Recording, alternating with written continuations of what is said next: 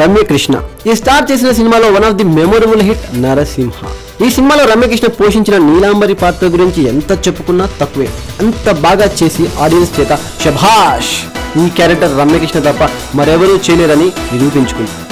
ఒక్కసారి ఆలోచించండి, నీలాంబరి క్యారెక్టర్ రమ్యకృష్ణ కాకుండా ఇంకెవరైనా చేసింటే ఎలా ఉండేదో ఊహించలేం కదా. కానీ ఇలా జరిగి ఉండేది, కానీ జస్ట్ లో మిస్ అయింది.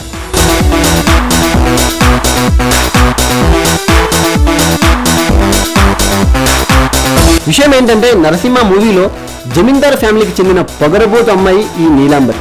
డబ్బున్న హుందాతనం, హోదా తెచ్చే అహంకారం, అందమిచ్చే పొగరు, ఇన్ని షేడ్స్ ఒకేసారి ఆ క్యారెక్టర్లో కనిపించాలి.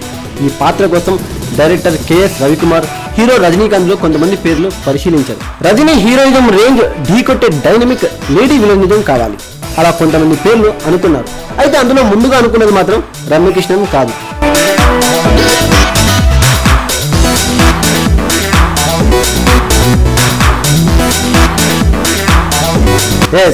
ఫస్ట్ అనుకున్నది రమ్యకృష్ణన్ కాదు.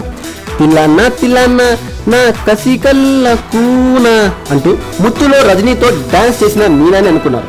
అంతేకాదు, రజనీకాంత్ స్వయంగా మీనాకు ఫోన్ చేసి నీలాంబరి క్యారెక్టర్ చేస్తున్నామని చెప్పాడట. కానీ ఆ టైంలో మీనా తెలుగు, తమిళ, కన్నడ మూవీలతో ఫుల్ బిజీగా ఉంది. దాంతోపాటు మీనా తల్లికి ఈ క్యారెక్టర్ నెగిటివ్ షేడ్ ఉండటం వలన నచ్చలేదట. డేట్స్ కూడా అడ్జస్ట్ చేయలేకపోవడంతో ఆ క్యారెక్టర్ని వదులుకుంది మీనా. ఈ క్యారెక్టర్ని వదులుకున్నందుకు ఆ తర్వాత మీనా చాలా బాధపడ్డారు. ఆ తర్వాత సరాసరి రమ్యకృష్ణన్ ఎంపిక చేశారు. ఎన్ని ట్విస్టులున్నా కొన్ని క్యారెక్టర్స్ ఎవరికి చేరాలో వారికే చేరతారు. అందుకే అంటారు, దక్కేది దక్కక మానదు, దక్కంది ఎన్నటికీ దక్కదు.